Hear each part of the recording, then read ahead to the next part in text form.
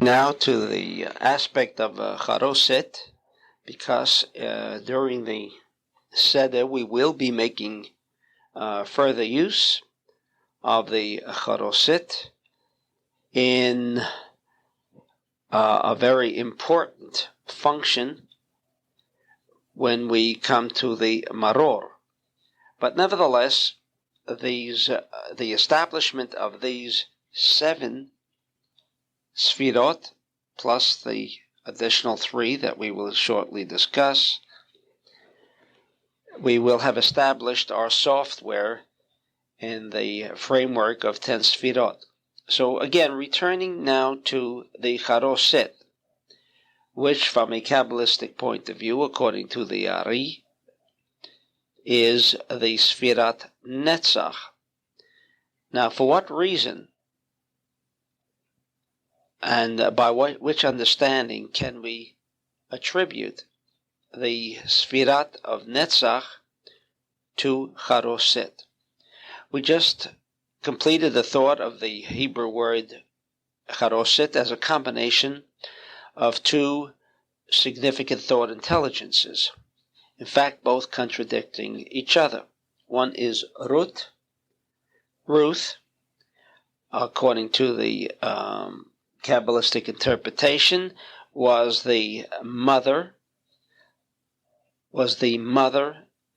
and founder of the house of David. And David was Malchut, by which we understand Malchut to mean the world of action, the world of pain, suffering, etc. We understood the dynamic interplay between Mars, Aviv, the spring, and the sign of the zodiac, Aries. This was the month of war, and this was the month that hopefully we could overcome any form of negative thought intelligence that might occur throughout the next 12 months. And if we can connect with the aura of the Ein Sof on this particular night, that awesome power that the Lord in His mercy bestowed upon the children of Israel, we would have to make use of the Sfirat Netzach, and inasmuch as Moshe symbolized and portrayed this thought intelligence called Netzach, consequently he became the central figure in the story of the Exodus. But again, Moshe and the entire narration that surrounds this central figure in the Exodus is, from a Kabbalistic point of view, nothing more than a portrayal of the force called Netzach. Now, what is Netzach? Victory, as many interpret this word, but I would guess the word Netzach would be closely aligned with the meaning indicating eternal, Netzach. Now, as we know in war, and this is the month of war, a conqueror does not necessarily, or shall I say a victor or a conqueror, does not necessarily have the people, the nation that he has conquered, accept him as their ruler. And in past history, this has been demonstrated time and time again. So while the victory might indicate the vanquished, a defeated nation, nevertheless, it does not necessarily encompass and embody the thought of an eternal nation, a nation which is one unified whole. Here, it is our hope that we shall achieve Netzach, which was the battle of Pharaoh and Moses. Who shall be the victor? But in this case, the victor would have to demonstrate a total unification or a total dismemberment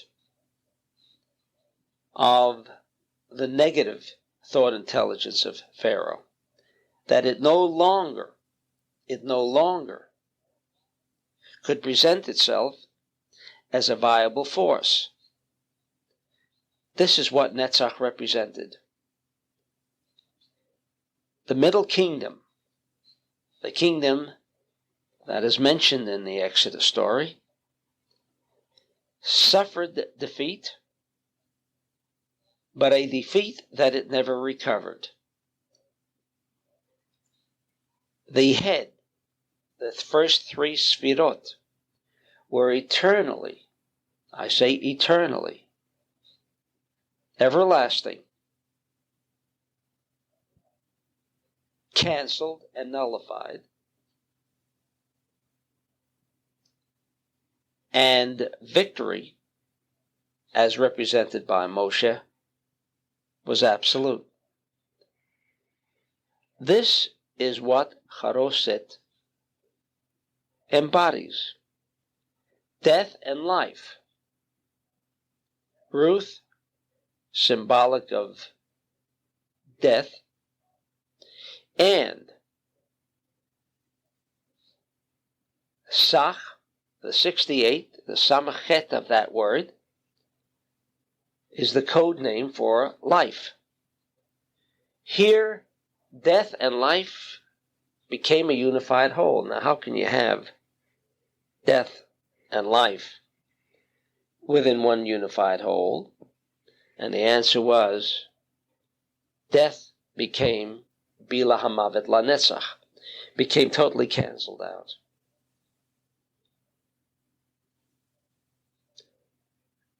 This was also demonstrated by the failure of the Egyptians from that time on to demonstrate their power of mummification, power of building another pyramid, and many of the other great feats that was demonstrated and became and manifested in the land of Egypt. So we're establishing Charoset as a total embodiment of life, eternal life. And this is going to be our meditation when we place the Charoset on the table. We shall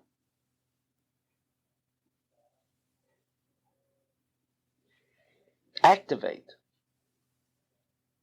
the ingredients that are merely acting as channels for the combination of the 10 Sfirot, the 10 different aspects of the Charoset. And when these 10 aspects are joined together, we shall have a combination and a totality of death being canceled.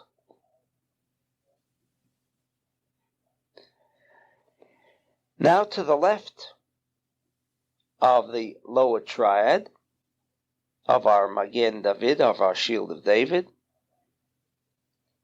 and beneath the egg, on the left side, we come to the Sphira of Hod, symbolized by Aaron, symbolized by Aaron, the high priest. Hod, left column, and that is why it appears in our software on the left side. And what we will be placing as our instrument and channel for the manifestation of the Sfirat Hod will be karpas, the parsley. Parsley. Us, which means parsley, consists of a combination, according to the Ari, of samach, perach. In other words, it indicates the samach, which is the 60 ribo, which means 600,000 of the people who were enslaved in Egypt, worked hard. Now, how does that connect with the Sfirat Hod? Because Hod, meaning left column, therefore indicates the desire to receive. As we know, there is no such thing as a thought intelligence of a desire to receive, provided there is lack. And obviously, when, even on a very mundane level, when one works hard, the indication is that there is a lack that has to be fulfilled, and therefore the person is working hard. This parsley is hidden internal thought intelligence. While it is green, is parsley. From an external point of view, it seems to indicate the color green, which we know from a Kabbalistic point of view, green indicates central column. But nevertheless, what meets the eye does not always indicate that which is in reality. This is usually the case where things present themselves in coded form. It is for the Kabbalah to address itself to that internal channel, which is called parsley. And so, because of this, its internal characteristic, which is negative, meaning lack, indicating the difficulties that the Jew in Egypt experienced, we therefore establish in our Magen David the karpas, Sfirat Hod. And when we so designate the parsley, we are to meditate on that parsley as becoming part of our hardware, which shall portray and symbolize and act as a channel towards our hardware in the form of left column of the lower triad. And then we come to the central column of the lower triad, which is referred to as chazeret, and that is Romaine letters. In Aramaic, it is chasa, coming from the word rahamim, mercy. We take this aspect of the Romaine letters and designate this herb, this vegetable, that will act on our behalf as the channel for Yesod. Now, how does one know, asks the Ari, what the internal energy force and thus channel that exists within its metaphysical framework? And again here, the name chasa, meaning chas, mercy, indicates central column. Now, why does mercy represent yesod, or central column, in the form of mercy?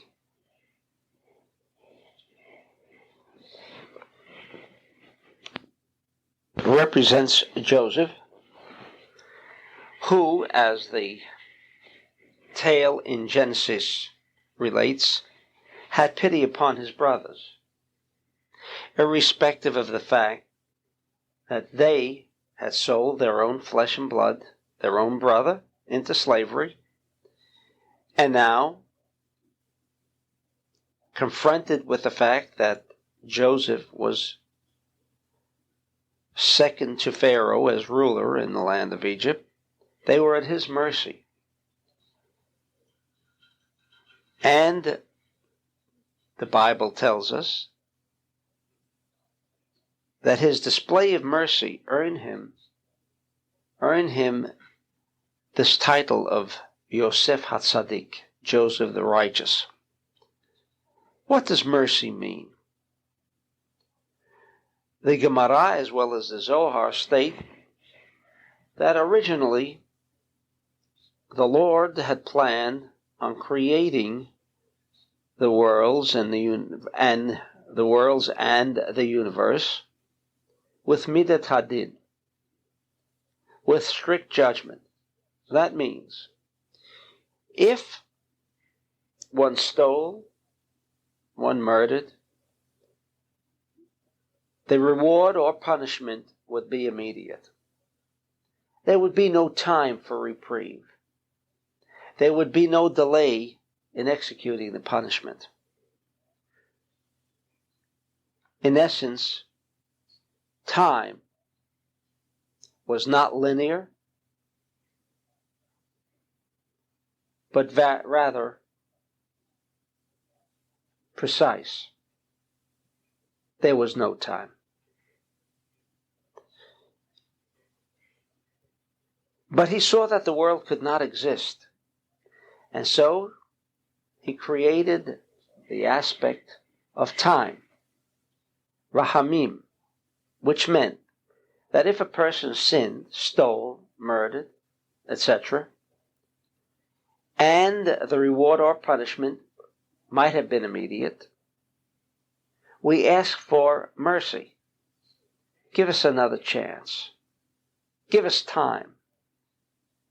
Give us time to correct and undo the wrongdoings of the individual.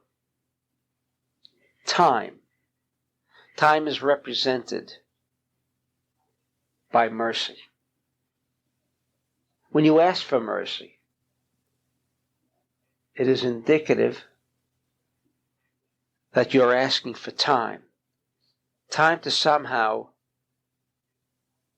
correct the wrongdoing,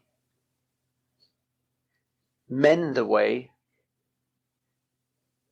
and therefore, this was the energy, thought, intelligence of Joseph, who established this concept called Yesod, time.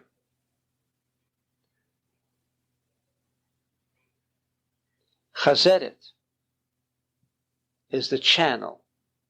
These Romaine letters, the internal structure of these Roman letters, the energy, thought, intelligence of these Romaine letters portray the aspect of Rahamim. And therefore we have now established the 6 Sfirot, and continues the Ari, that the Keara, the plate itself, is Malchut. It is the acceptance.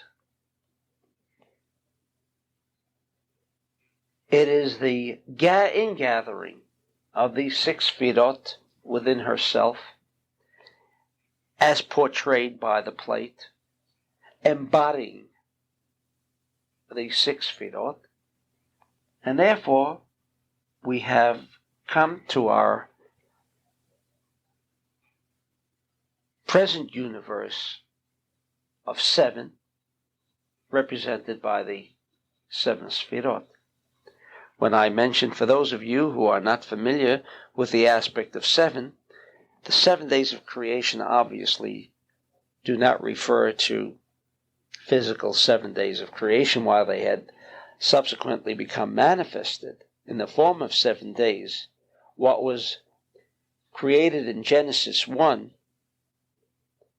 were thought, energy, intelligences, bottled up energies, referred to by the names of Hesed, which is, in this particular case, the internal thought, energy, intelligence of the Zeroah, the shank bone, Gvura, the egg, Tiferet, Maror, the bitter herbs, Charoset, the mixture, as Netzach, Karpas, the parsley, as Hod, and Romaine letters, Chazeret, as the aspect of Yesod. And we come now to the aspect of the matzah. 3 matzot.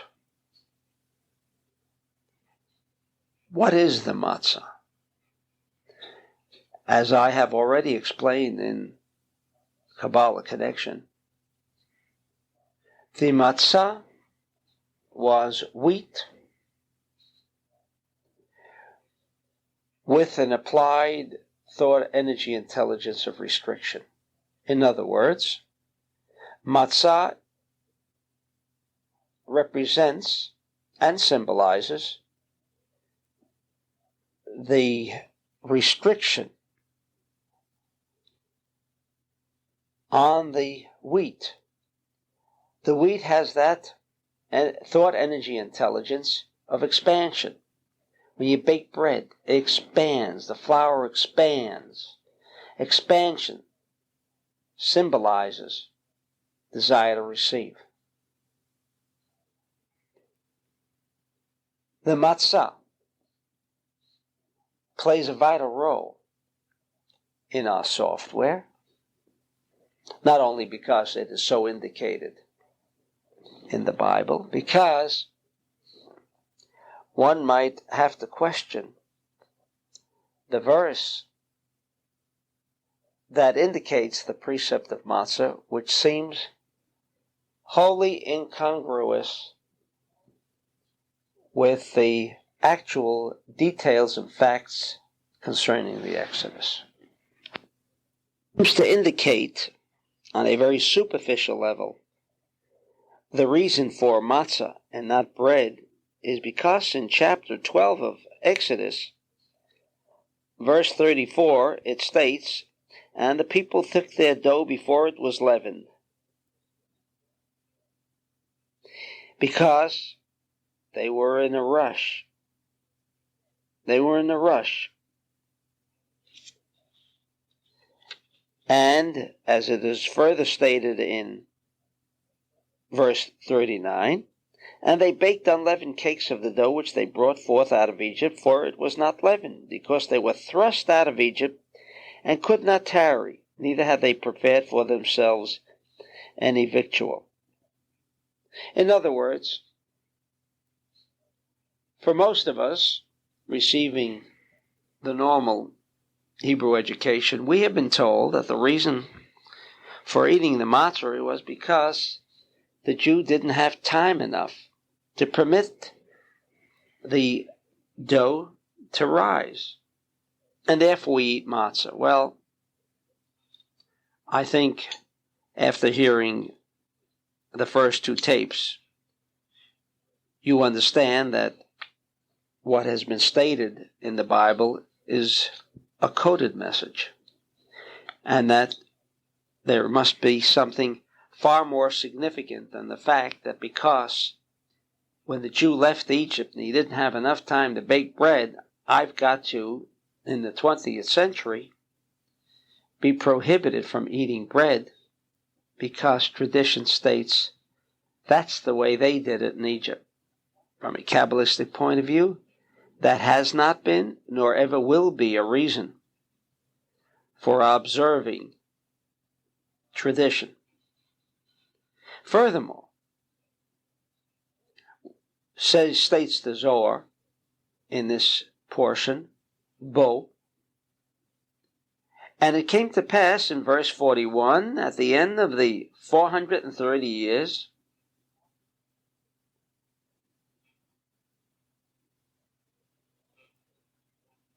that all the hosts of the Lord went out from the land of Egypt, be'etzim hayom hazeh, in the middle of the day. In fact, the Jews didn't leave at night. They had more than sufficient time to bake bread. In fact, in verse 35, it states, and the children of Israel did according to the word of Moses, and they asked of the Egyptians jewels of silver and jewels of gold. As we stated before, they weren't too spiritual, because what they seemed to have in mind was material assets, of which they took along with them. But nevertheless, the time of the Exodus, the actual leaving of Egypt, did not take place during the night. And so, what is the significance of matzah?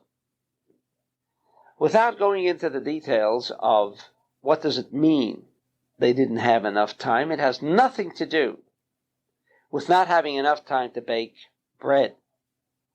That the Zohar makes very clear.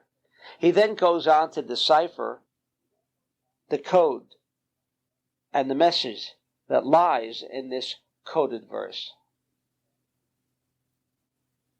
And for those of you who would like to pursue, you can address yourself to the Zohar on chapter 31 in the portion of the week, Bo. What the Jew was taught was, there is only one way that you can make connection in our universe, and that is through restriction. It is the paradox of this universe, but as stated in Kabbalah for the layman, that paradox was necessary so as to remove the bread of shame.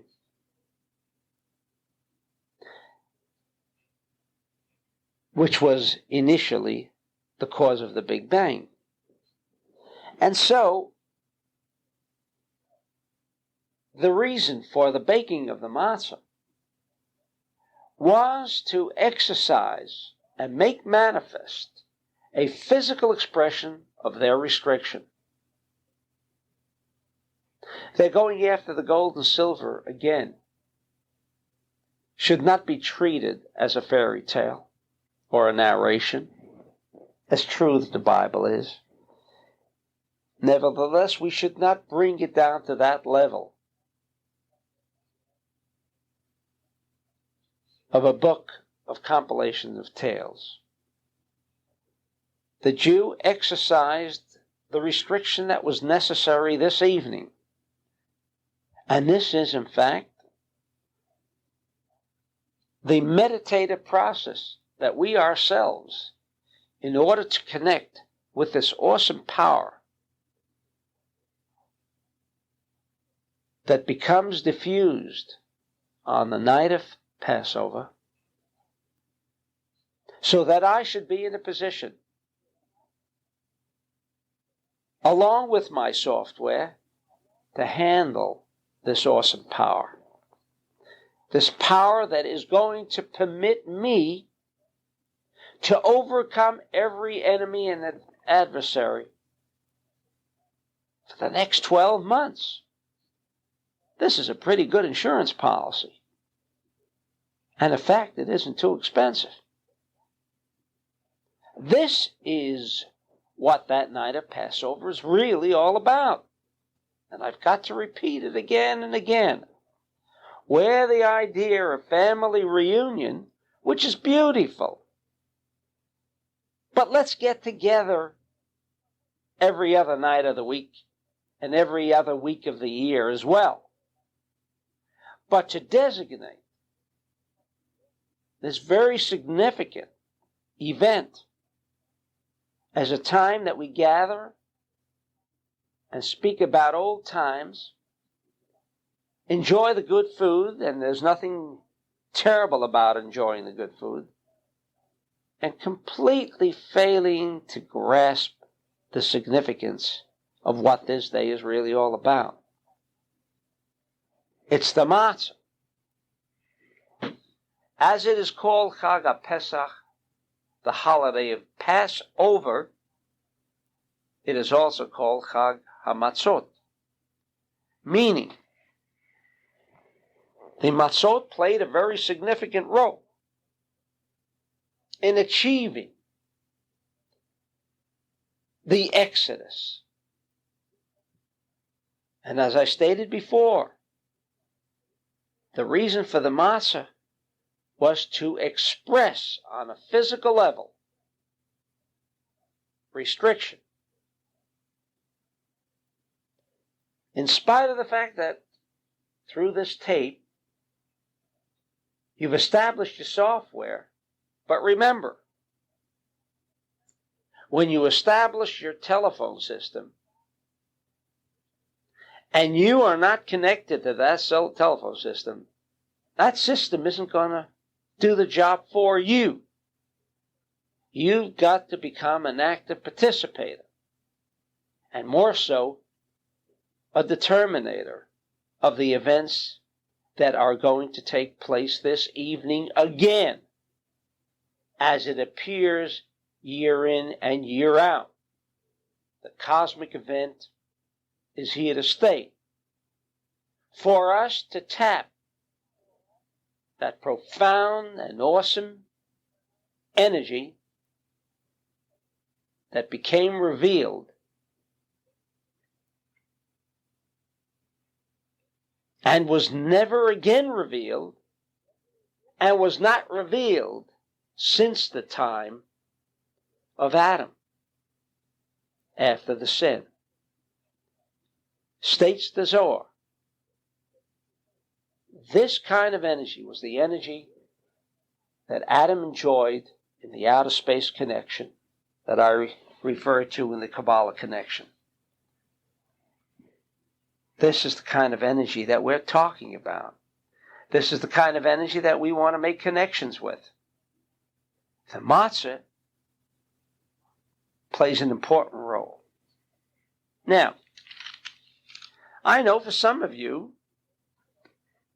you may have always thought about asking the question that I'm now going to raise, but I guess if you're religious or you're just one of those that never want to make waves during the family reunion. But let's become serious. We are going to now take from a carton of matzot, 3 matzot, and we shall designate them with the names Kohen, the priest, Levi, the Levites, and Yisrael, the Israelite. Suddenly, out of nowhere, 3 matzot that were contained in a box, suddenly, by declaring these 3 matzot as Kol Levi Yisrael, something happens. And for the most part,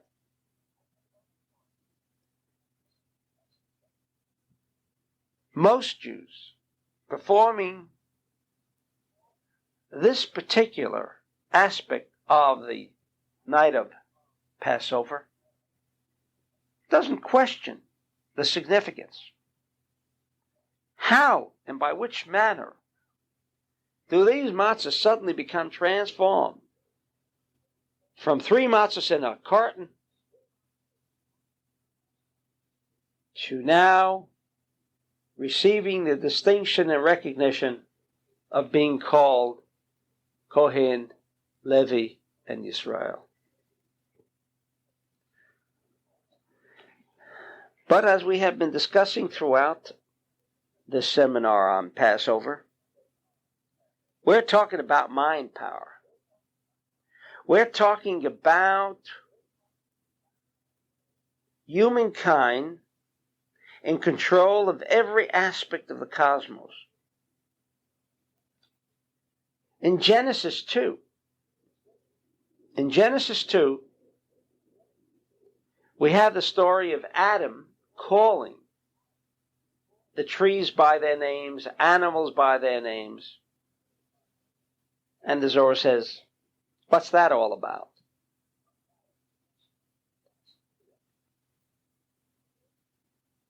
To it, the Zohar answers,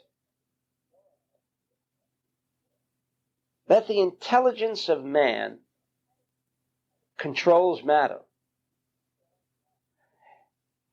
In Genesis 1, in the creation of the animals on the fifth day, the Zohar states that these animals were not created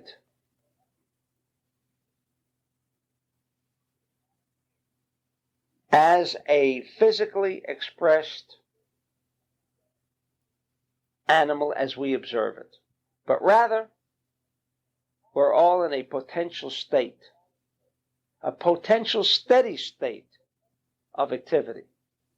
And it was only until Adam declared the name did that particular animal begin to behave, because Adam injected the thought intelligence that reconciled itself with the structure of this particular animal. And then, and only then, did the animal express itself as it does.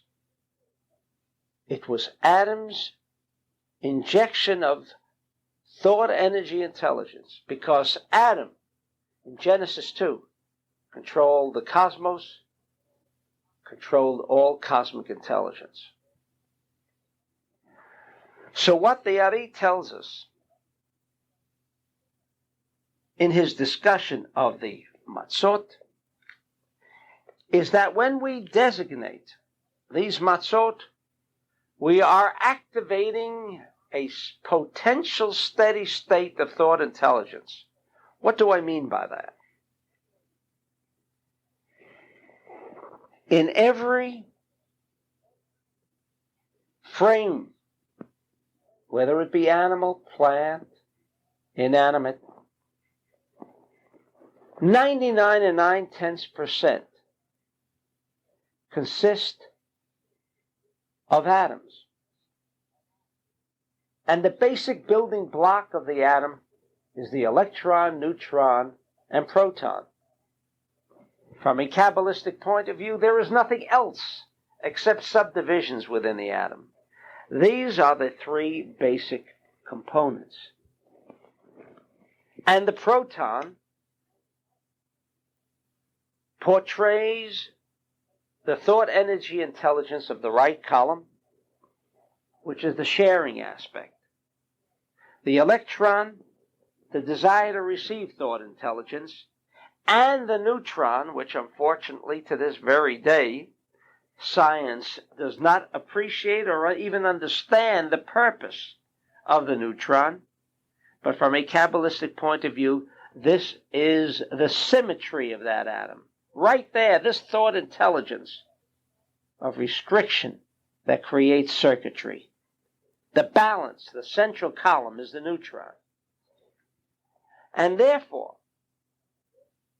the matzot, in its designation of Kohen, Levi, or Yisrael, by the uttering of the first matzah as Kohen, what we have done, we, humankind, we living Homo sapiens are now exercising the golden rule of mind over matter. And we are talking to the thought, energy, intelligence of this matzah and declaring that you will now serve, you, Kohen, will now serve as a right column instrument, the channel for right column positive energy intelligence. While your structure is in a potential steady state of inactivity, I hereby designate you, this Matzah of Kohen, to act as a positive channel. That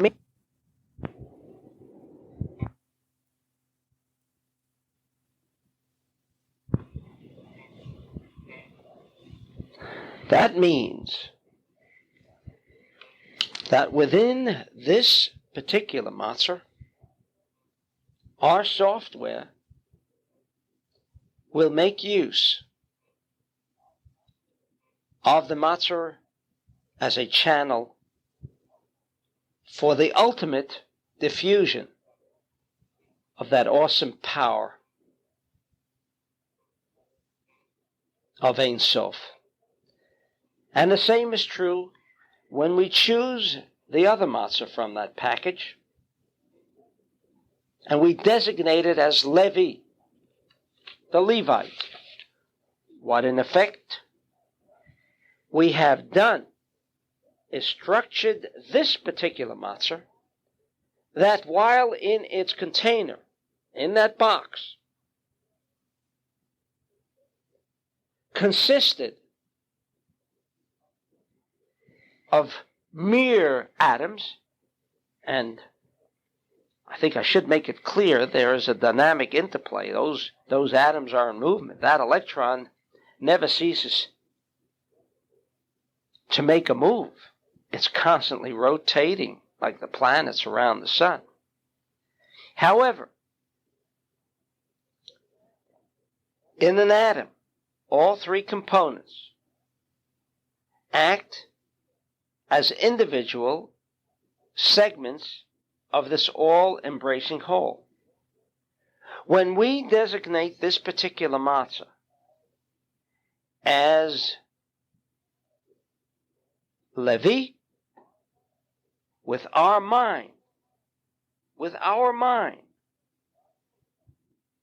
over matter, transforms this matzah to act with its thought intelligence of the desire to receive or the electron. And then, of course, the third matzah, which is Yisrael, the central column, the nation of Israel, that we, again, with our mind, meditate on that particular matzah and say, you neutron, you aspect of the matzah, you are going to act as a central column so that we can provide here a very viable force of atomic structure that I have established. And this will be a channel that ultimately will be prepared not only to connect with the hardware that we discussed previously, but in addition, that awesome energy that is referred to as the Ein Sof will have a proper channel by which it can become manifested, because I need that energy of the Ein Sof and nothing short of Ein Sof to control the cosmos with its cosmic intelligence for the next 12 months. That's quite an order. But it can be done. It can be done if I create the affinity with the software,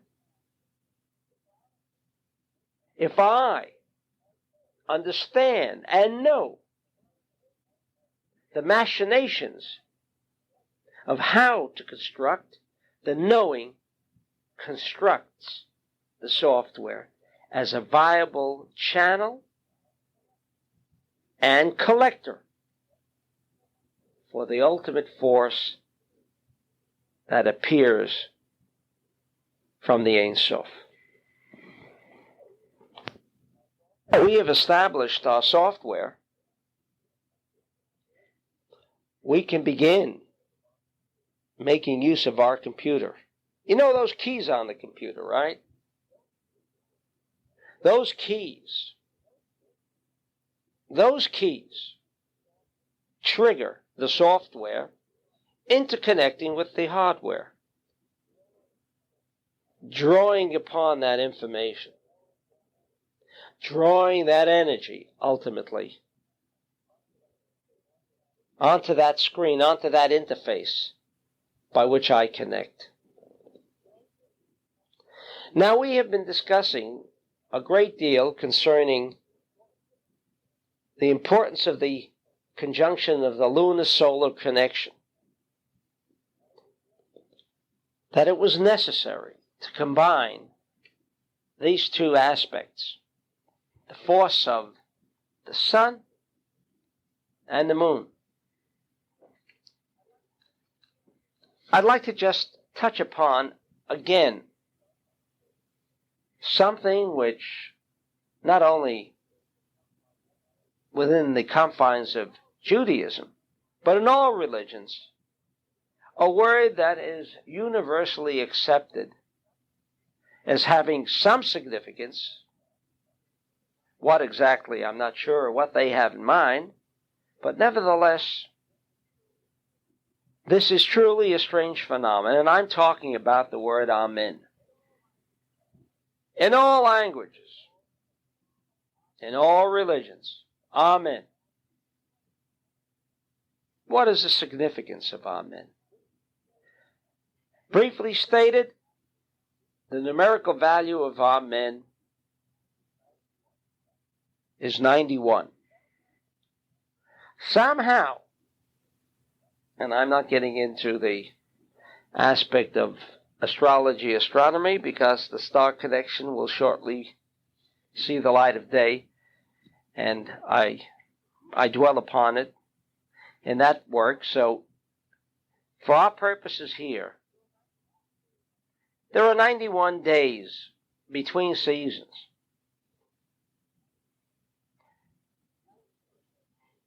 "91 days. Amen is 91. Now there is another combination of 91, and that is the combination of the 7 Sfirot. 1hr&26min, which is represented by the Tetragrammaton, Yud K Vav K, and Adnei, Adonai, Aleph Daled Nun Yud. The Tetragrammaton has a numerical value of 26.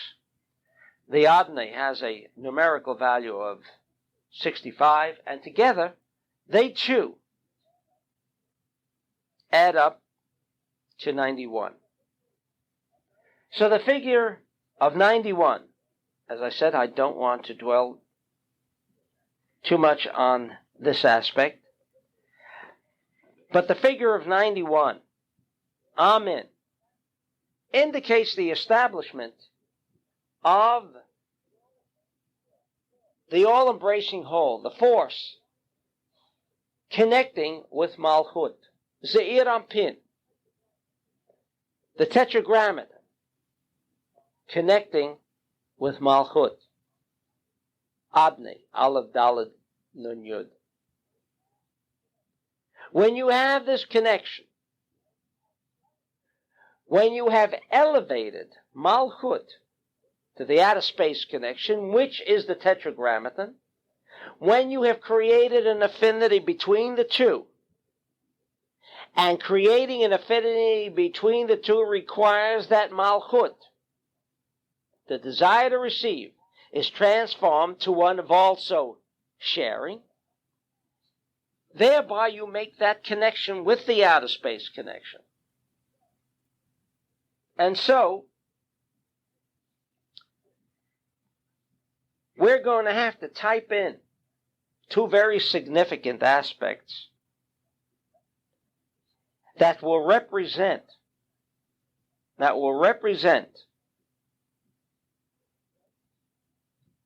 both universes. The outer space connection, known as 1hr&26min, the tetragrammaton, and Adnai, the Aleph Daled Nun Yud, Malchut. The matzot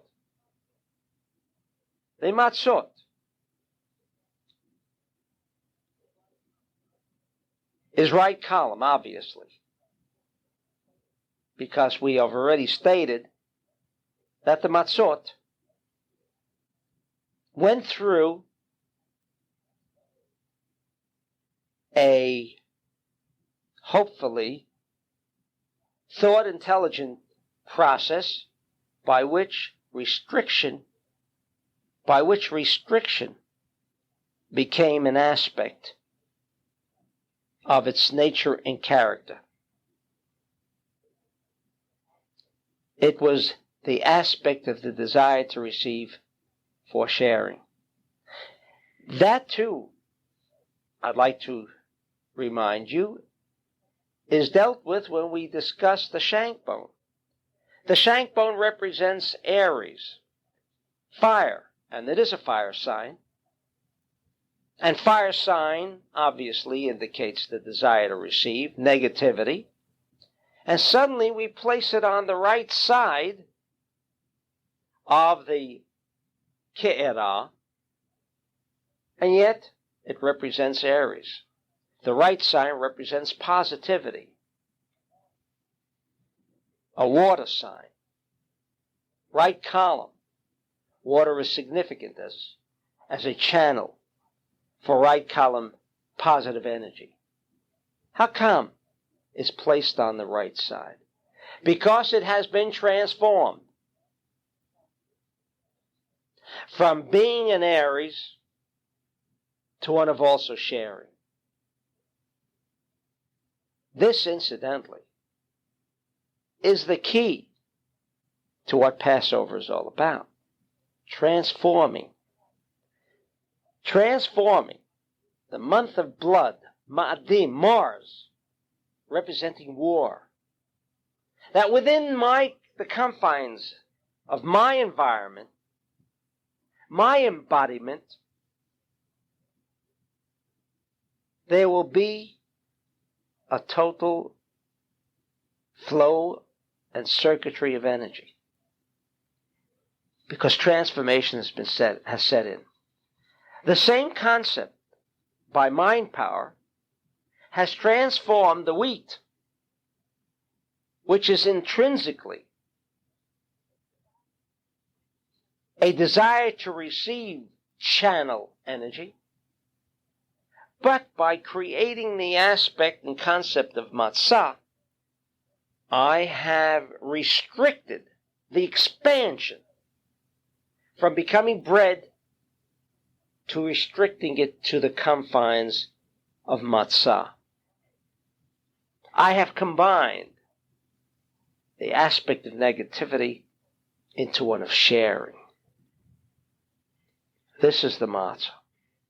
And so the matzah, throughout the establishment of the Haggadah, because that keyboard is the Haggadah. The floppy disk, the software, is the ke'erah with the matzot. The actual making use of the matzah is the keyboard. Now on that keyboard,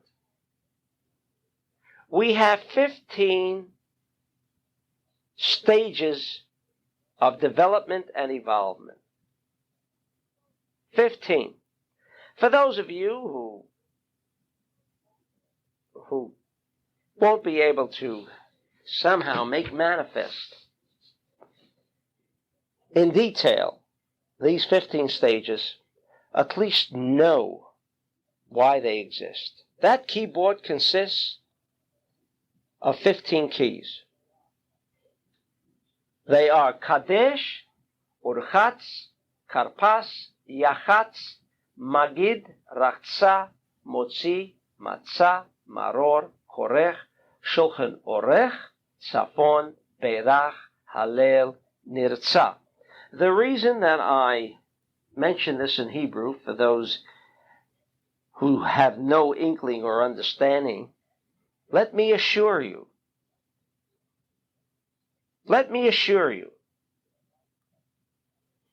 that by connecting with the words that I have just provided you with in this tape, I have, in essence, provided you with the keyboard.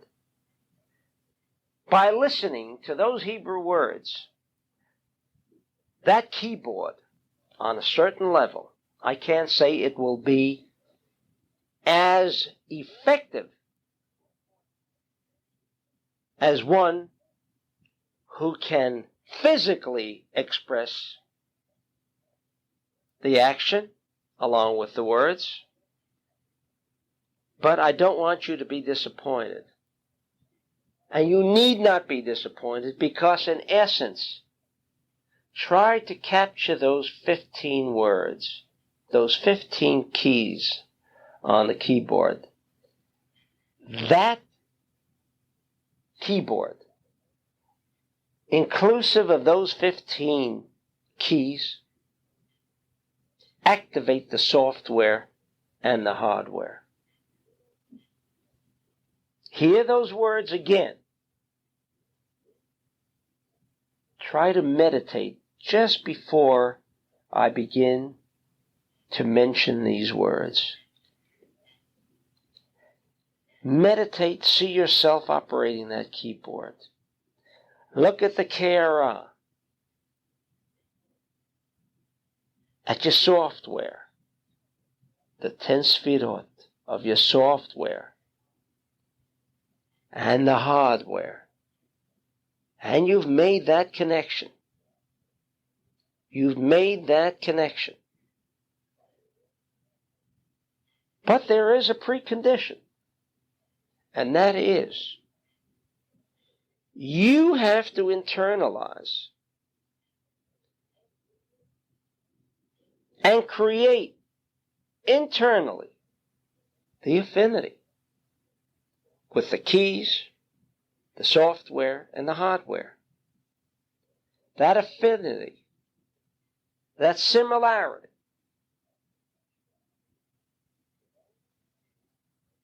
can only come about by, number one, recognizing the paradox of this universe, that to receive you must restrict, and number two, that at this point in time, we're not talking and discussing tomorrow,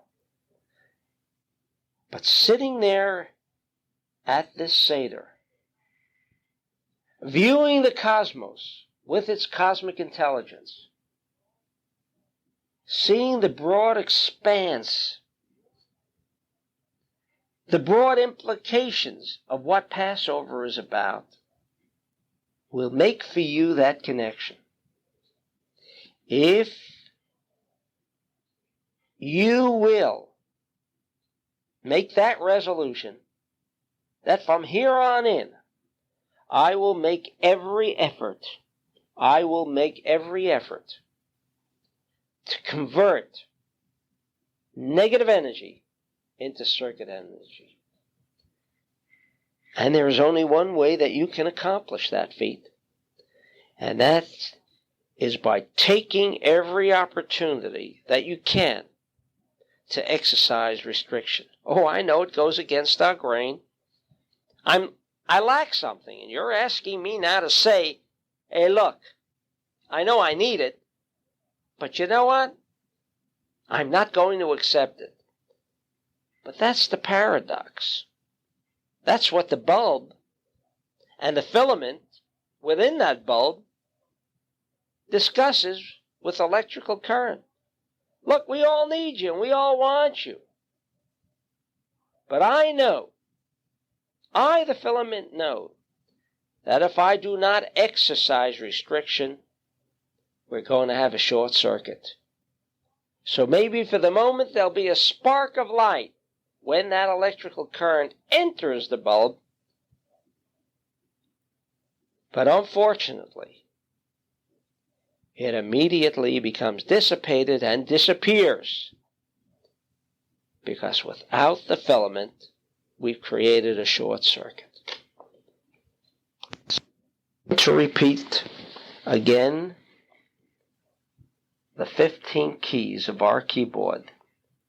Kadesh, Urchatz, Kapes, Yachatz, Magid, Rachza, Motzi, Matzah, Maror, Korech, Shulchan Orech, Tzafon, Berach, Alel, Nirtzah. There are 15 keys of that keyboard. Well, if you've gone through these lectures and read up on your books, you will understand that Passover, as Sukkot, takes place on the 15th day of the month. The 15th day of the month is when you have a full moon. The position of the moon creates a cosmic effect of full illumination, which means that the Amen has taken place. The sun, representing 1hr&26min, the tetragrammaton, now has become united as an all-embracing whole with the moon. Each one of these 15 keys are going to bring us personally from an empty vacuum, full of needs, full of desires, full of wants, to one of fulfillment. And you know what they say about a dark room? Don't try to knock out that negativity. Don't try to knock out that darkness by force. All you really have to do is strike a match. We are, through these 15 keys, going to physically make manifest this emptiness that for the most part is what dominates and controls the individual into one of a fulfillment, a full circuit energy channel. So if you're worried about the black around you, if you're worried about your metaphysical DNA, riding down that highway and wanting the assurance that some nut isn't going to do the wrong thing as I pass him, that magnetic field that both the Zohar and the Gemara state, that body magnetic field, which extends out Dalid Amot, 88 inches, is your protective shield. If you have created a security shield of this awesome power called the Ein Sof, then everything in front of you that could represent or portray darkness, pain, suffering must disappear as the darkness in a room upon the striking of a match. And so, as with all holidays, we begin with the first step, the first key on our keyboard, which is Kaddish, making the Kiddush. Making the Kiddush. Incidentally, I may not have mentioned it, but I want to mention it so as I don't forget. The 3 matzot, obviously, the Kohen will be on top. The Levite is the middle matzah, and the Israel matzah is at the lowest rung. Returning to the Kaddish, the Kiddush. We make Kiddush over wine. Over wine. Why do we make Kiddush over wine? And you know that we have 4 cases, 4 events that take place with wine. 4 times will we be making the blessing over wine. The first one will be the Kiddush. What is the Kiddush? What does the word Kiddush indicate or signify or represent, portray? Holiness. But please insert a W before that word. Holiness is a total corruption. Holy or HOLINESS is a corruption. Kiddush means the creation of circuitry, wholeness. Now, the rabbis have created a structure of words that will permit the participator, the one reciting the Kiddush, and who might, if requested, to be making Kiddush for all those who wish to become one unified soul with the representative of all of these souls, united souls. So one may be making Kiddush. And that structure of the Kiddush permits us to make a connection with wine. And what is the quality of wine? It's red. And you know what that means. It represents the desire to receive. We're taking this wine, the desire to receive, and incidentally, there is no stronger channel in our universe that can embody the force,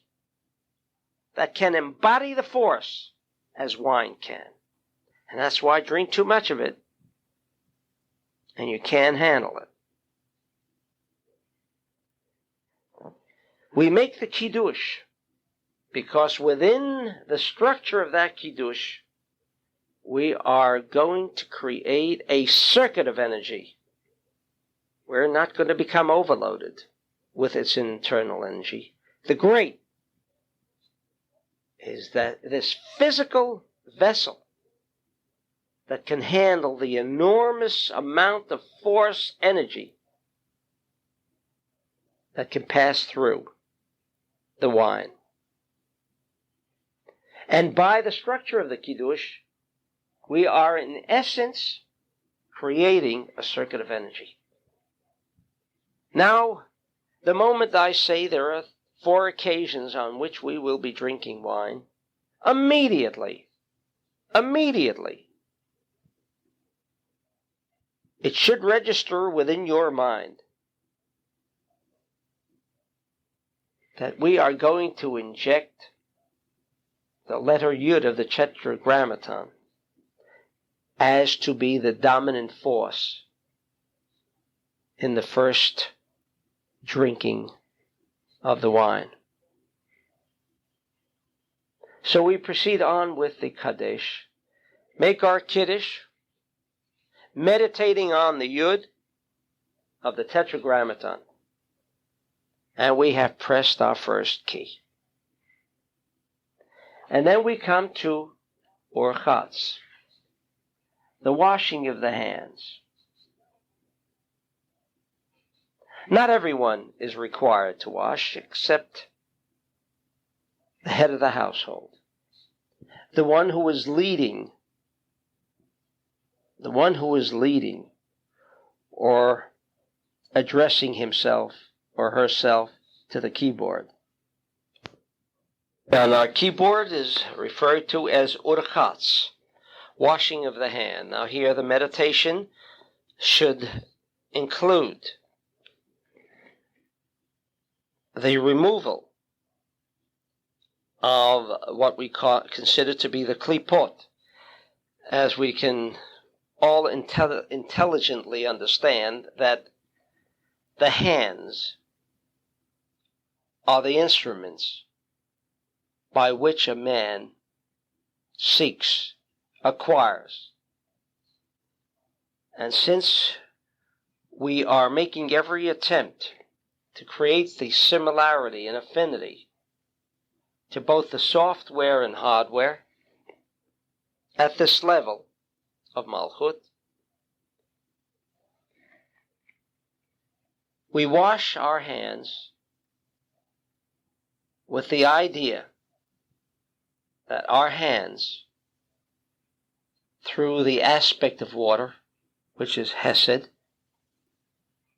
which is a positive energy force channeled by water, which in turn should dominate over the negative klipot that might have attached themselves and cling to our hands. Because our third key is karpas. We are now going to connect physically by taking the parsley.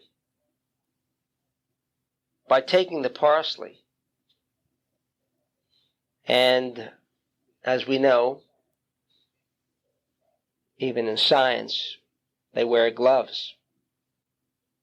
For us, gloves would not be sufficient.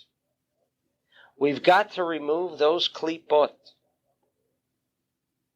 And the way we're going to remove them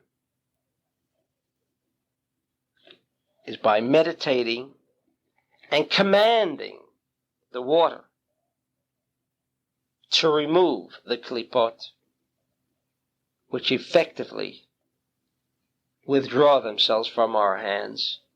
And then we come to stage 3, which is karpas, which has been thoroughly explained. And karpas, which is hod, the negative thought intelligence of the lower triad, will now be dipped in salt water. Notice again, to make the circuit between positive and negative. Karpas, the parsley, the channel for negative energy intelligence, referred to as hod, is now going to be dipped into salt water. As salt is the living fiber of an individual,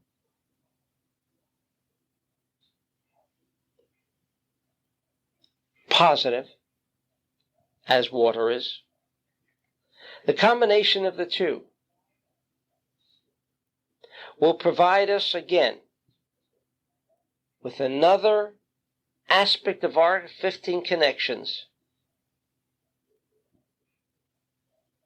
to trigger and initiate that software it requires 15 stages.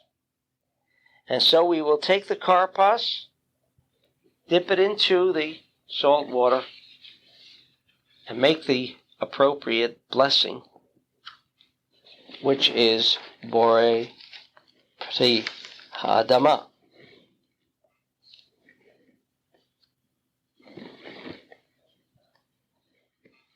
And at the same time, this blessing should also remain in animated suspension, because when we come to the bitter herbs, which are also a form of from the vegetable kingdom, we can place this blessing in an animated suspended state, whereby the Bore Priha Adama that I recite for the karpas will also be used for the maror. The rabbis knew what they were doing. After all, we don't want too many wires getting into the system, Too many wires can cross themselves up. The least necessary, the better off we are. Now, for those of you not familiar with the purpose of the blessing, we understand that within every vegetable, as with any living organism, there is an internal and an external aspect. The external, which is negative, it's like the body of an individual, which serves only one purpose, and that is for the purpose of the desire to receive for oneself alone. Anything the body consumes, everyone else can forget about it. Once the body has extended its clutches and it has become part of the domain of the body, nobody has any more access to that energy. Therefore, we're not concerned with connecting to the physical aspect of the karpas, but rather the internal, metaphysical aspect of the karpas. The way you do that is through a blessing. The blessing is the metaphysical connection to metaphysics. It works. And so as we make that blessing, we are to be certain that we understand that it is our intent to connect to the internal aspect,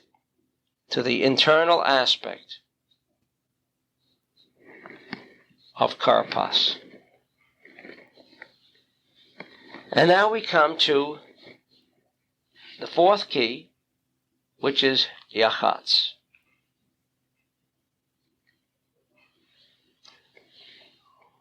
We're going to take the middle matzah,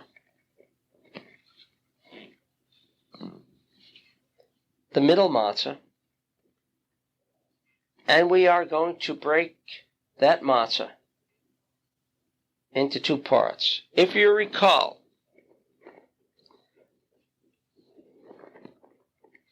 we understand that the matzah relates to the tetragrammaton.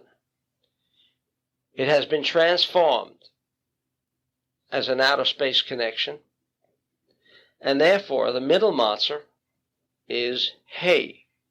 The top matzah is the Yud. The third matzah is the Vav. Where's the fourth part of the tetragrammaton? You're looking right at him.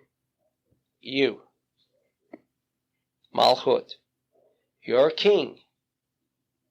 You're in command. And we will shortly understand the aspect of when the rabbis indicated that when one drinks wine, as he partakes of that wine, as he drinks the wine, he should be leaning on the left side, stretched out, as a king. Because in essence, we are king. We are the ruler. We are the rulers of our own destiny as well as the entire universe. Let's make use of it. So the middle matzah represents itself as the hay of the tetragrammaton. The hay of the tetragrammaton consists of two parts, a form of a dalet, and the leg is a vav. Dalet and vav.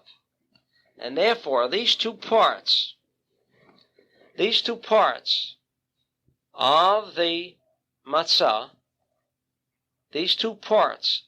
matzah, are now going to be converted. We first established the matzah as the hay, which is left column. The hay of the tetragrammaton is left column. And now, we are further going to transform and command the energy of intelligences to act and become a channel as we so direct it. There will be the larger part. In other words, we're going to split this matzah into two unequal parts, the larger and the smaller. The smaller is represented as the daled. Daled coming from the word dal, meaning poor. As we discussed in tape 1, the Jew was not deserving of this grand exodus, as well as the entire world, because we know that the exodus from bondage affected every man, woman, and child throughout the universe, as well as the entire cosmos. Freedom was proclaimed. We were not deserving of that freedom. We were, in essence, poor. We were, in essence, devoid of a channel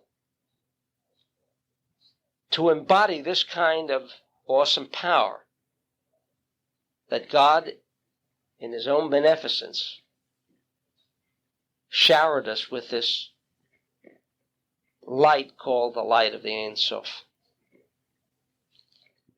And so we take this smaller part of the matzah, meditate, and it becomes the channel for poorness. Poorness.